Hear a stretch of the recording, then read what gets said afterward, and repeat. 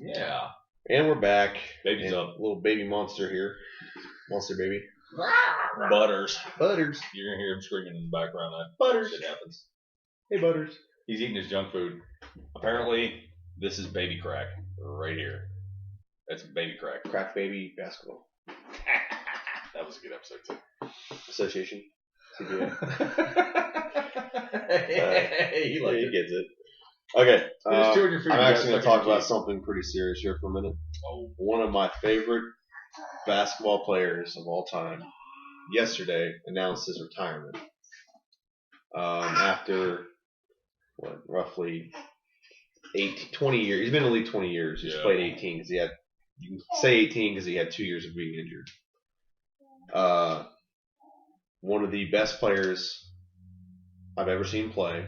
And I've seen a lot more of him than Jordan. I still think Jordan's better, but he bridged the gap between the Michael Jordan era and the LeBron James era. Can we call it the Steph Curry era? LeBron James, Steph Curry, Kevin Durant era. Blake Griffin era. Yeah, throw him in the conversation. He's not an overall fantastic basketball player, but he probably is. He absolutely is a fan. He's like the dunk guy. master. He's not the guy. That's the thing. He's the dunk master. I will give credit to Blake Griffin. He is an example of what hard work will do. When he came in the league, he was strictly a dunker, couldn't hit free throws, had no mid-range game, couldn't shoot threes. Now he can dunk.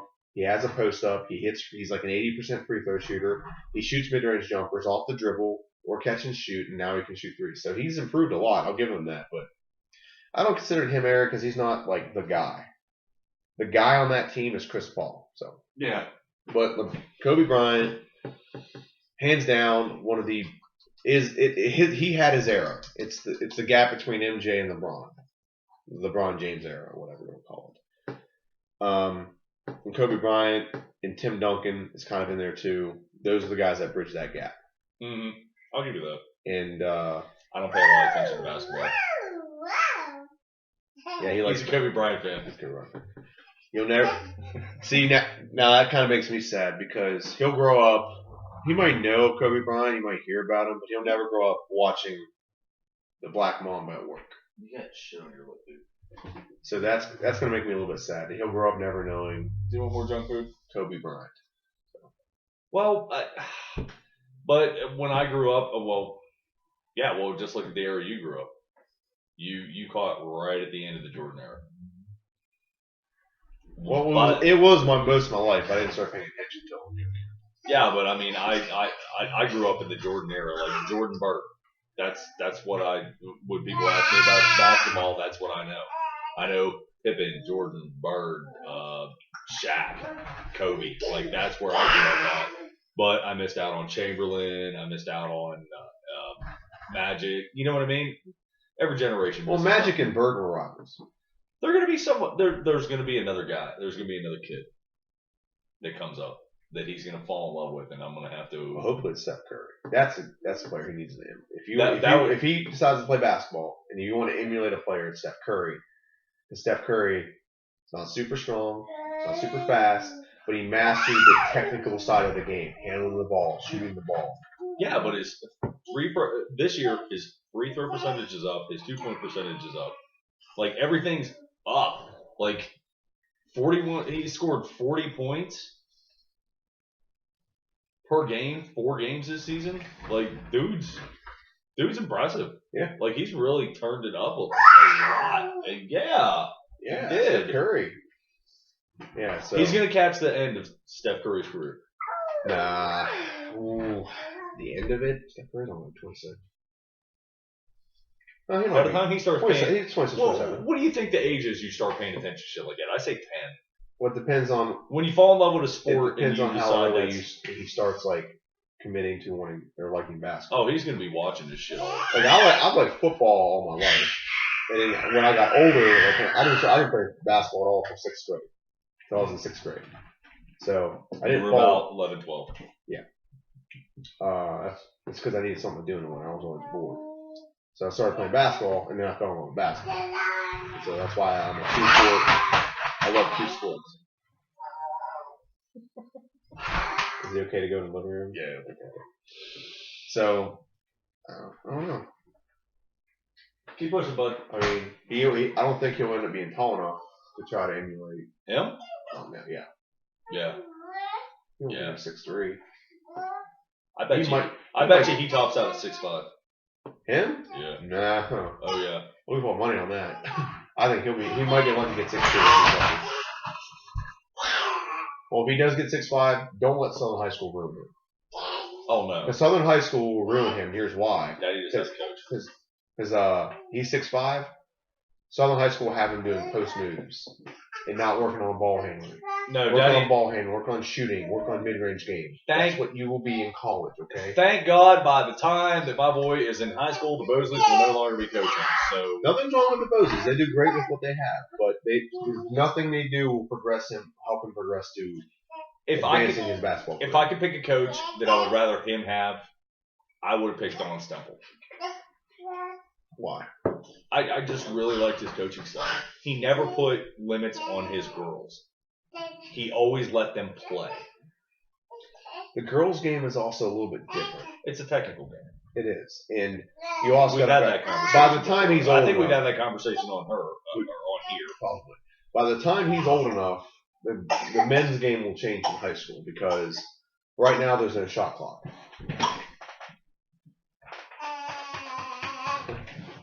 Right now there's no shot clock in men's basketball. So the Tom Mosley style of grind it out, slow play, wait for the perfect shot works.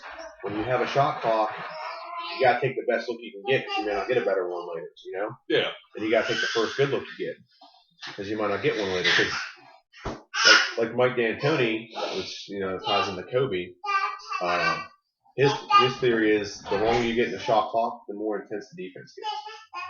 So, I would agree with that. That's part of his offensive philosophy. I don't get into that. That's part of why Kobe's career got ruined later in his career. Can we give Steph Curry a Stuart Scott? Don't splash it. If you don't splash it, doesn't count. Steph Curry, they are 18-0. Yeah, they won last night. 18-0. Best record ever. Oh no, not yet.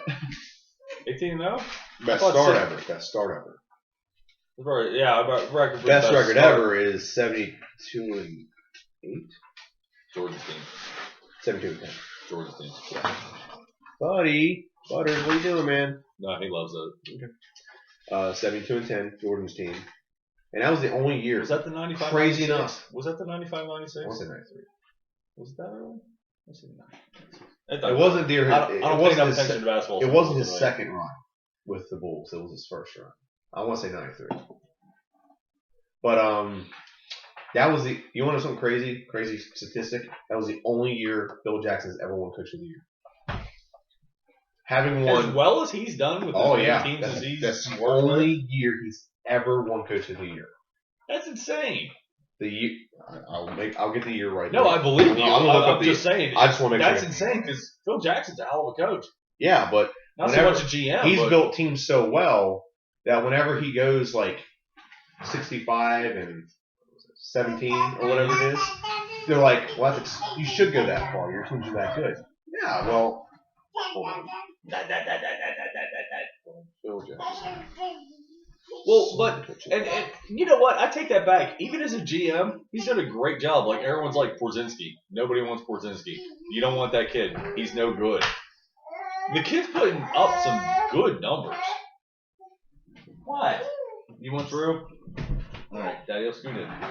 There you go, buddy. Here's his little accolade. Go ahead, keep going. I'm just saying, like. I have to retract my statement because I said he wasn't so much a good GM, but picking Porzingis was actually a very wise thing at this point in time. And as soon as they built it was 96. It was 96. 96, 97. Yeah, that was the year he went 72 and 10. Yeah. Do you think Golden State has a chance to do it? To beat it? Yes, because they haven't even started playing the East Coast. Once they start playing the East Coast, they're just going to rack up some easy. And what's going to happen is they're going to get. It takes a lot of energy to play the way they're playing.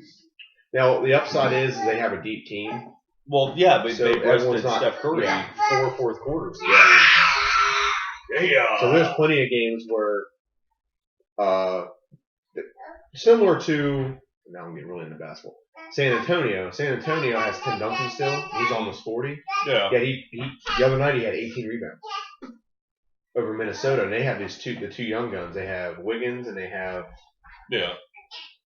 Karl Anthony Towns, and they have the young guns, but he got 18 rebounds on them. Why? He only plays about 20 to 30 minutes. He doesn't play anything more than that. Which is, if you want to talk about why Kobe Bryant has to cut his career so short, we can get into talk about that. Well, we could wax poetically forever on that, but the point is I think it's very wise for Kobe to do that because he's realizing the limitations of his physical condition at this point in his life. Well, that kind of plays into. I would like to see him go out. Nothing would throw me more for Kobe Bryant to go out with a championship. I think that's somewhat unrealistic at this point. Unless he gets traded to Golden State. But I think he wants to retire like this. Well, that's the only team he's ever played with, and I like to see that. You realize the more he talks, the more he tries to outgrow us. Okay, he found something. Just watch.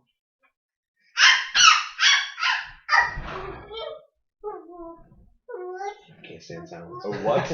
Oh, what? Whoa. Can we revisit Jay Dizzle? You can just see the top of his head, and it's just so funny. You can just see his little blonde crown floating around. I know you're gonna try. You're gonna try to clean that up later. I can't. No, I've tried it before. I can't. I have to extract the. I've tried it before. I can't do it. I could probably find someone that can do it. But everybody knows a guy. This is part of being a father and doing a podcast. This is just what you do. I mean, I guess I could hire a sitter to come down here and do this, but I think this is so much more fun. Yeah. Anyway, the reason why Kobe Bryant has had to end his career now is because he doesn't have first off, he hasn't had a consistent one coach his whole career. He's had Phil Jackson, but then it's bounced to another coach. Yeah, after that, it's just been all over. Mike Brown, D'Antoni, now Byron Scott. Yeah. You may not know who any of these guys really are, but that does have a difference because you have different mentalities, you have different offenses, you have game managing, mindsets. Like for example, in San Antonio has done a great job of prolonging older players. Here's why: Tim Duncan does not play back-to-backs. He doesn't play more than 30 minutes a night. Mm-hmm. Okay. They have a bench where they can play 12 deep if they need to. Yeah. Because everyone knows the offense. Mm-hmm. They use spacing. And he's not the only one. They have Manu Ginobili's like 35. Yeah. Tony Parker's like 36. And all those guys are kept youngish because they don't play a whole bulk load of minutes. Well, Kobe's had to carry the team for, 5 years? Yeah. A big thing that did that was the year he tore his Achilles, he played with D'Antoni. D'Antoni, it doesn't make sense why they brought in D'Antoni. When they fired Mike Brown, I'm not letting you go over 20 minutes on this. Okay. When they fired Mike Brown, and they had the option to bring Phil back. Phil said he would come back, yada, yada, yada. And then Jim Buss is the real reason why he screwed up his career. Jim Buss, who's Dr. Buss's son, the guy who built the team, built the championships. Yeah. He's the reason why they're that good. One of the reasons. The managerial reason why they're that good. He decided that he was going to go a different... That smells delicious. You want one? No, good.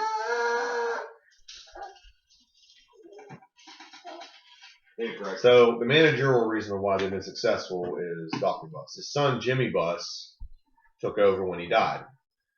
And Jimmy Buss decided, we're not going to go with the guy who got us 5 championships. Let's go with the guy who revolutionized the basketball, which he did. Yeah. This guy named D'Antoni. He did. Is spread 4, spacing, shoot a lot of threes, revolutionized game of basketball with Golden State, San Antonio, utilize that to this day. The spacing mentalities and things that he came up with. However, he does not teach defense, and his whole thing is tempo, up and down, up and down, up and down.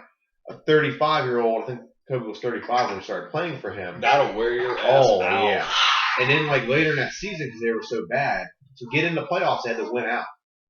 And Kobe Bryant played every minute of every game for the last 10 games a year until he ruptured his Achilles. That was too much on him. It was, absolutely was. And why would you bring that into an older team anyway? They had him, Pau Gasol, Steve Nash, old guys. Steve Nash is 38. Pau Gasol was, I think, 36, same age as Kobe, I think. They're around the same age. So you have all these reasons as to why it failed. And it was a snowball effect. Kobe can't run this up-tempo. They probably should run the up-tempo stuff now because they have all the young guys. And all they have is Kobe just in the wake waiting to retire. But that's why his career is the way it is right now. Because at a point where it should have been done a certain way, it wasn't. If they'd have had one coach that maintained, like, you're only going to get 30 minutes a game, I don't care if you get your points or whatever, you're only getting 30 minutes. If we win, we win. We lose, we lose. Tough shit. You will play this amount of minutes of this, and this will prolong you for the next 5 years. You'll be productive. You'll be efficient. You don't have to carry the team. The team wins. It wins. If it loses, it loses. But we're not going to, screw up your career. So, and to be fair, Kobe did take a lot more money. That probably affected the ability to get talent around him, but there's a reason for that. So, let me ask you a question. Let's say you're a professional quarterback, right? I am. Okay. And I hand you two plans. Plan A is I'm going to pay you $10 million this year. Okay. And we have $40 million left in the salary cap. And I say, with this $40 million, we can get you a really good receiver, a couple more offensive linemen, a good tight end, and a better receiver, and you'll have like a couple other, young receivers, but decent receivers, and we'll bulk up the defense a little bit with the extra money. Okay. So we are contenders this year, and you have weapons, you have a little bit more protection, we can run the ball to keep you from getting hit as much, yada, yada. Plan B, no one will come here. We've tried to get people here, no one will come here. There's just no one on the market we really want, and the guys we want, someone else can offer them more money or whatever. So you deserve this. We're going to give you $40 million this year. We'll spend the other 10 in getting pieces here and there. We'll probably be bad this year, but it'll be better for the future, and you'll get your money and so on and so forth. Which one would you rather have? I'd rather be protected. Exactly. That's the plan I just presented you is what San Antonio does with Tim Duncan. He takes $10 million, and he deserves a lot more than $10 million a year. Oh yeah, he does. After what he's done for that franchise, but they say you take $10 million, we get this guy, and he can give you breathers. This guy will rebound. This guy will help you defend. This guy will score. You don't have to pick a. You don't have to. You'll have longevity. This plan is Plan B. Is the plan that Kobe was given. And everyone always gives a shit for taking the money. I'm like, if that's the plan they come at you with, if they come at you with this plan or this plan, and he chooses this plan, everyone has the right to bitch. But if they didn't come at him with Plan A. They just had Plan B. Like, we're gonna give you all the money we can. We can't afford it. Yeah. We can't afford it. We can't get it. We're fucked anyway, but people are gonna come watch you play. Because I'm the GM, no one likes me, so no one's gonna come play. So we're just gonna give you all the money we can. In your last few years, at least you'll make $60 million out of 3 years. So. And that's my rant on Kobe Bryant. I really am going to miss the game. I really am going to miss watching him. Little Butters will never watch him. He will, because trust me, when the next kid comes up, they're going to start comparing him to the greats of old, and they're like, and this is what Kobe really did. And he's going to be sitting here on SportsCenter with me watching it. I had a really nice video debunking any comparison to MJ and LeBron James. And I'll take the last minute and a half to kind of talk about it for a second. That's all you have. You don't even have a minute and a half. You got a minute and like 5 seconds. Yeah, not bad. I saw 50. I'm like, oh, it's after 100. Basically, I saw a post on Facebook. It was comparing LeBron James's 10 years in the playoffs, 10 years in the playoffs versus MJ's. And like, there's more points. It's basically more of everything, right? Yeah. Than MJ. That's huge. LeBron James has played 58 more playoff games at this point. Okay. Yeah, so I had to go oh, God, I was so pissed out when I read that. I was like, dude, there's 57 more games here. In 57 games, Michael Jordan could easily – he averages like 34 and a half. I think every time you talk about LeBron James, he gets pissed off and he starts screaming. Aaron Rodgers. Steph Curry? Steph Curry? LeBron James. LeBron James. Michael Jordan. Oh, yeah, LeBron James. Yes, sir. He's like bullshit. I did the numbers. I was up at like 4 in the morning because I saw this guy irate about it. Okay, and I got it. I know how that shit sets you off. Give me 1 more minute. I'm sorry. I'll give you 1 more minute. Okay, so it was like I looked at the numbers like through his first 10 years in the playoffs, MJ averaged like 34.5 points. Mm-hmm. So I took that, times that by 57 games, roughly. He probably would have a little bit more, a little less. And he basically got about 2,000 more points, which gives him 1,000 more points than LeBron James at a higher shooting percentage. Okay. Then I did the rebounds. LeBron James is a better rebounder because he's 6'8", first off. The NBA is a smaller game, so he plays a small forward, power forward hybrid. So across the board, adjusting the stats, Michael Jordan is still astronomically better at every category except for one, and that is rebounds. And even the assists, it was only like a difference of like 40. Yeah. Defensively, Jordan had like 100 more blocks, had like 300 more steals, and just 50. And here's the crazy stat: when it came to like steals, Jordan was barely behind LeBron James, like 200. It was like 298 to 303. Right? And that was with like 57 less games. Wasn't even close. So then there's like I did all the accolades like averages. Yeah. Like the first 3 MVPs Michael Jordan won. He also was the scoring champion those years too. So a lot of things like that. But if you ever get a chance, watch that video. If you like basketball and you want to hear check how it out. LeBron James. Did you put it with your tag? You gonna say that again for the people? At Geek, capital G, Geek, capital N, Nerd, capital F, Fan, capital M, Man. At Geek Nerd Fan Man. Okay? And we'll go ahead and jump to, did you want to talk about anything else sports-wise? The fact that Steph Curry passed LeBron James on the 3-point list in half the games. Yeah, that. And here's Steph Curry, I love hearing people just wax poetically and go on about LeBron James.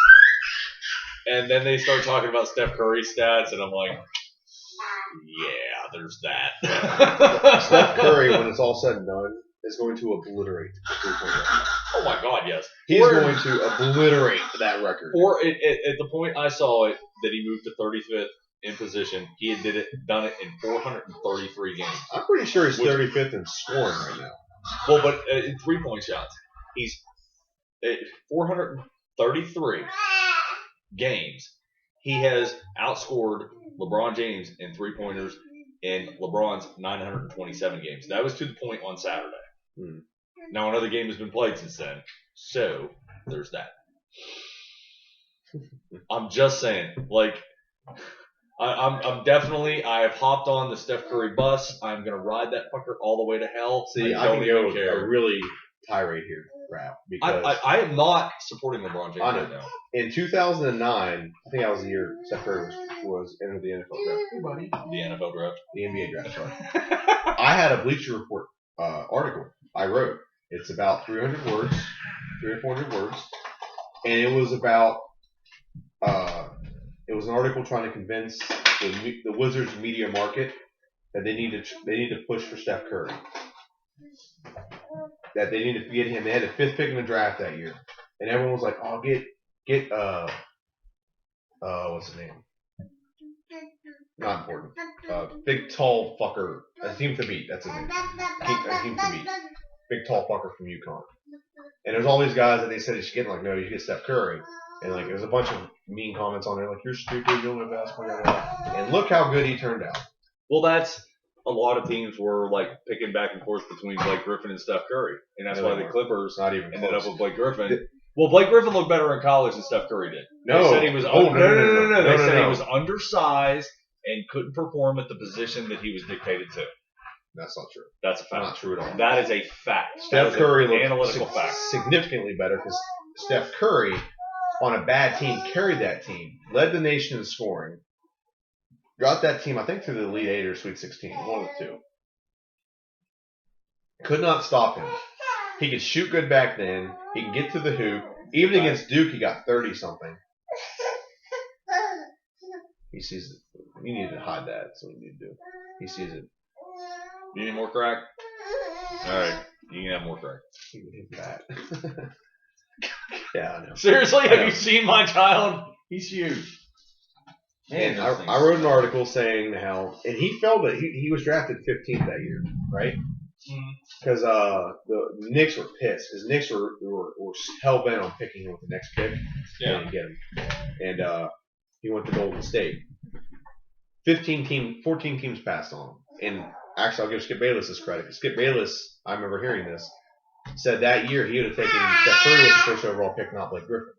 And now he's like, even though Blake Griffin looks absolutely fantastic. So yeah. So NBA, what you looking at there, buddy? Whatever I want. Okay. Oh, you're gonna bring something up for the combo? No. Looking at scores? No. My Wizards sucking dick right now.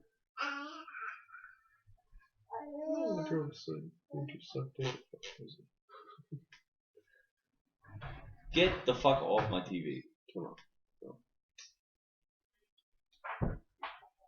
I could talk about basketball for hours. Yeah, that's his wheelhouse. My wheelhouse. I thought of having a new porn. Adding a new porn. Yeah. Oh, basketball. Okay, basketball. Adding a new my own like segment outside of our podcast. Oh, you're called you're branching off. The Short Corner. I talk about basketball with me and Jared. Okay. I think about having that. But anyway, anything else you want to talk about sports related? No, I think we're done with sports. I think Steph Curry. You know what is something crazy? They're not picked to be an underdog in any game until March. Wow. That's until they play San Antonio. That's a half a point underdog. They don't play San Antonio until March? I think it's at San Antonio. They play San Antonio like once or twice between now and then, but it's at Golden State. Oh, they're going to be favored at home big time.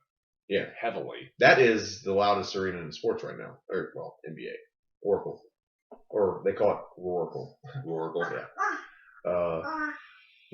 Steph Curry. They're projected to go undefeated all the way through Christmas because of everyone they're playing. Now, I have a feeling what's going to happen. They're going to have a night where like it's like a back-to-back and they're a little winded and like someone's going to catch them on like one of those nights. That's what's going to happen. It's a trap. I don't know. As good as they shoot, and their whole team can shoot. They were already talking about resting players, which why not? You got the record. Crush it with 25. After 25? No, the record's 33 straight.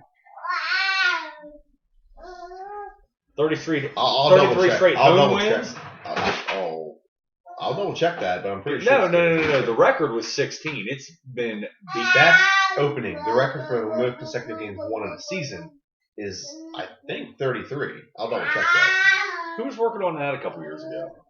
What is the record for the most consecutive wins in a basketball game season? You got it. Basketball game season.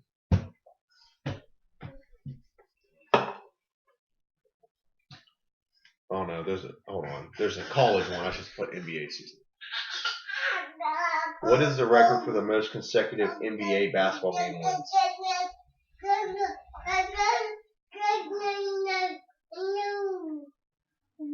33. Is it home or is it in general? 33 in general, 71-72 season. Lakers. Is it? I'm pretty sure it's Lakers. I'm just grabbing the wiki. Yeah, Lakers. Yeah. 1971. Yeah. They won a title that year. That season, they compiled a season best 69-13 record. Went to the NBA championship. Yeah. That's exactly what mine says. Yeah. The second best is the Miami Heat 2 years ago. That's what it is. That's the one you're talking about, like 2 years ago. Keep eating, crackhead. That's the one you're talking about. Yeah, 27. Yeah. Last year they got 2004. Oh, never mind.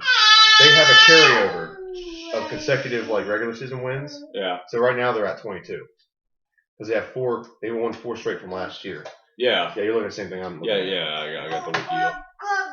And then the Washington Capitals are at 20. So that's who had the best opening of the season. Is the Capitals. Well, that's done. Yeah. That's 13, baby. Well, theirs was 15. The Capitals one was 15. So. All right. Enough about basketball. Go Curry. Yes. Go Wizards. And go Wizards. All right. I'm going to bitch about 3-4-3, and then I got to give him his bottle. Okay. Let's do another. Yeah. Over.